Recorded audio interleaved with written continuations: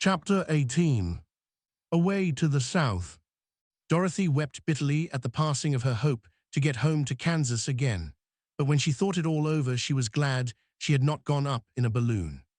And she also felt sorry at losing Oz, and so did her companions. The Tin Woodman came to her and said, "Truly I should be ungrateful if I failed to mourn for the man who gave me my lovely heart. I should like to cry a little because Oz is gone, if you'll kindly wipe away my tears so that I shall not rust." "With play," she answered, and brought a towel at once. Then the Tin Woodman wept for several minutes, and she watched the tears carefully and wiped them away with the towel. When he had finished, he thanked her kindly and oiled himself thoroughly with his jeweled oil can to guard against mishap. The Scarecrow was now the ruler of the Emerald City, and although he was not a wizard, the people were proud of him. For, they said, there is not another city in all the world that is ruled by a stuffed man. And so far as they knew, they were quite right. The morning after the balloon had gone up with Oz, the four travelers met in the throne room and talked matters over. The Scarecrow sat in the big throne, and the others stood respectfully before him. "We are not so unlow, Said the new ruler.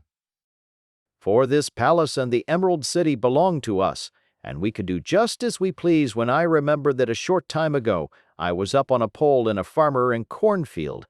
I am quite satisfied with my lot." "I Orzeka Said the Tin Woodman. am well pleased with my new heart, and really that was the only thing I wished in all the world."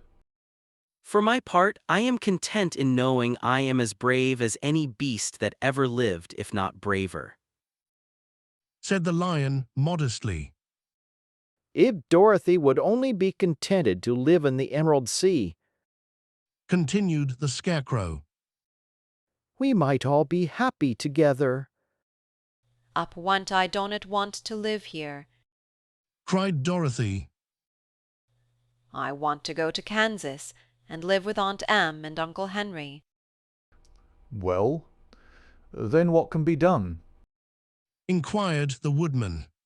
The Scarecrow decided to think, and he thought so hard that the pins and needles began to stick out of his brains. Finally, he said, "Why not call the winged monkeys and ask them to carry you over the desert?" "I never thought of that. Said Dorothy joyfully. It wan just the thin, I'd go at once for the golden cat." When she brought it into the throne room, she spoke the magic words, and soon the band of winged monkeys flew in through the open window and stood beside her. "This is the second time you have called us," said the Monkey King, bowing before the little girl. "What do you wish?" "I want you to fly with me to Cannes." Said Dorothy, but the Monkey King shook his head. "That cannot be done," he said. "We belong to this country alone and cannot leave it. There has never been a winged monkey in Kansas yet, and I suppose there never will be, for they do not belong there. We shall be glad to serve you in any way in our power, but we cannot cross the desert. Goodbye." And with another bow, the Monkey King spread his wings and flew away through the window, followed by all his band. Dorothy was ready to cry with disappointment. "I have wasted the charm of the golden cap to no purpose, She said, for the winged monkeys cannot help me." "It is certainly too bad." Said the tender-hearted Woodman. The Scarecrow was thinking again, and his head bulged out so horribly that Dorothy feared it would burst. "Let us call in the soldier with the green whisker He said. and ask his advice." So the soldier was summoned and entered the throne room timidly, for while Oz was alive, he never was allowed to come farther than the door. "This little girl Said the Scarecrow to the soldier. wishes to cross the desert. How can she do so?" "I cannot tell," answered the soldier, "for nobody has ever crossed the desert unless it is Oz himself. Is there no one who can help me? Asked Dorothy earnestly. Glinda might. He suggested. Who is Glinda? Inquired the Scarecrow. The Witch of the South. She is the most powerful of all the witches and rules over the Quadlings. Besides, her castle stands on the edge of the desert, so she may know a way to cross it. Glinda is a good witch, is not she? Asked the child. The Quadlings think she is good, said the soldier, and she is kind to everyone. I have heard that Glinda is a beautiful woman who knows how to keep young in spite of the many years she has lived. How can I get to her castle? Asked Dorothy. The road is straight to the south. He answered. But it is said to be full of dangers to travelers. There are wild beasts in the woods, and a race of queer men who do not like strangers to cross their country. For this reason, none of the Quadlings ever come to the Emerald City. The soldier then left them, and the Scarecrow said, It seems, in spite of dangers, that the best thing Dorothy can do is to travel to the land of the South and ask Glinda to help her, for, of course, if Dorothy stays here, she will never get back to Kansas. You must have been thinking again. remarked the Tin Woodman. I has capel prati. Said the Scarecrow. I shall go with Dorothy, Declared the Lion. for I am tired of your city and long for the woods and the country again. I am really a wild beast, you know. Besides, Dorothy will need someone to protect her. That is true. Agreed the Woodman. My axe may be of service to her, so I also will go with her to the land of the South. Before shall we start? Asked the Scarecrow. Are you going? They asked in surprise. Certa, if it was not for Dorothy, I should never have had brain. She lifted me from the pole in the cornfield and brought me to the Emerald Sea, so my good luck is all due to her, and I shall never leave her until she starts back to Kansas for good and all. Thank you. Said Dorothy gratefully.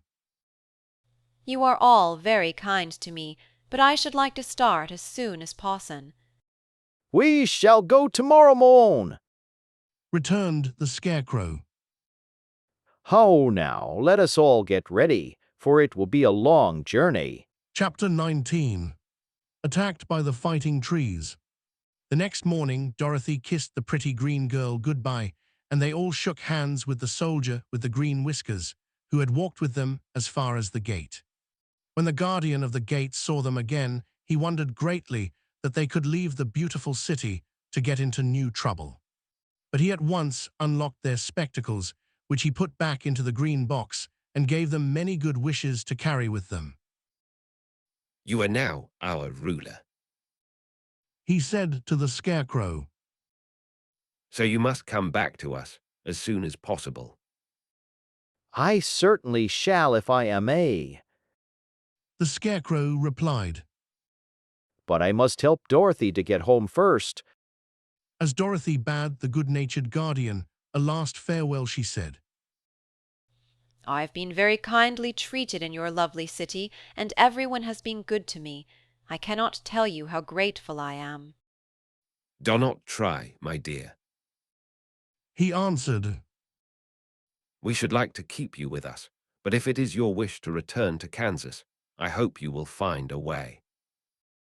He then opened the gate of the outer wall, and they walked forth and started upon their journey. The sun shone brightly as our friends turned their faces toward the land of the South. They were all in the best of spirits and laughed and chatted together. Dorothy was once more filled with the hope of getting home, and the Scarecrow and the Tin Woodman were glad to be of use to her. As for the Lion, he sniffed the fresh air with delight and whisked his tail from side to side in pure joy at being in the country again, while Toto ran around them and chased the moths and butterflies, barking merrily all the time. City life does not agree with me at all. remarked the lion as they walked along at a brisk pace. I have lost much flesh since I lived there, and now I am anxious for a chance to show the other beasts how courageous I have grown. They now turned and took a last look at the Emerald City. All they could see was a mass of towers and steeples behind the green walls, and high up above everything the spires and dome of the Palace of Oz. Oz was not such a bad wizard after all, Said the Tin Woodman as he felt his heart rattling around in his breast. He knew how to give me brains, and very good brains too. Said the Scarecrow.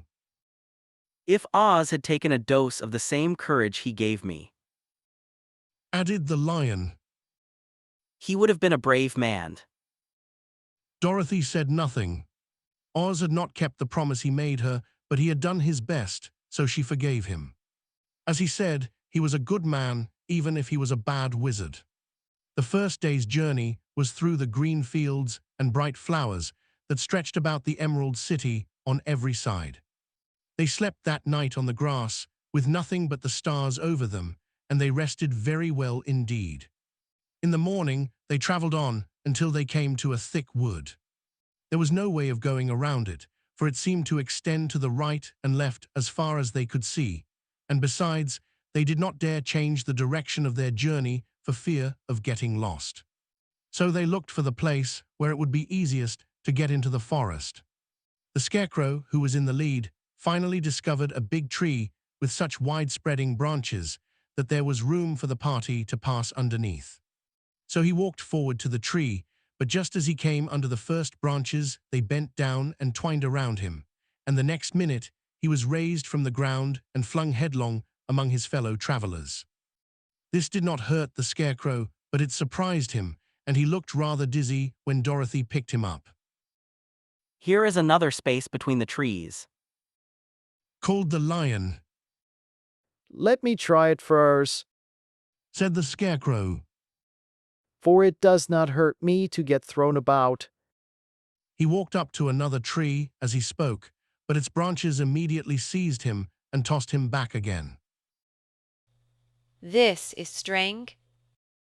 Exclaimed Dorothy. What shall we do? The trees seem to have made up their minds to fight us and stop our journey. Remarked the lion. I believe I will try it myself.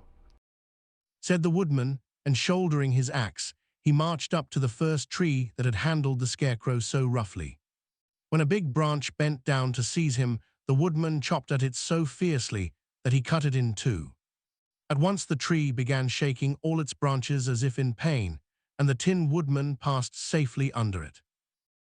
Come on! He shouted to the others. Be quick! They all ran forward and passed under the tree without injury, except Toto, who was caught by a small branch and shaken until he howled. But the woodman promptly chopped off the branch and set the little dog free. The other trees of the forest did nothing to keep them back, so they made up their minds that only the first row of trees could bend down their branches, and that probably these were the policemen of the forest, and given this wonderful power in order to keep strangers out of it. The four travelers walked with ease through the trees until they came to the farther edge of the wood. Then, to their surprise, they found before them a high wall which seemed to be made of white china. It was smooth, like the surface of a dish, and higher than their heads. What shall we do now? Asked Dorothy. I will make a laugh, Said the Tin Woodman. for we certainly must climb over the wall,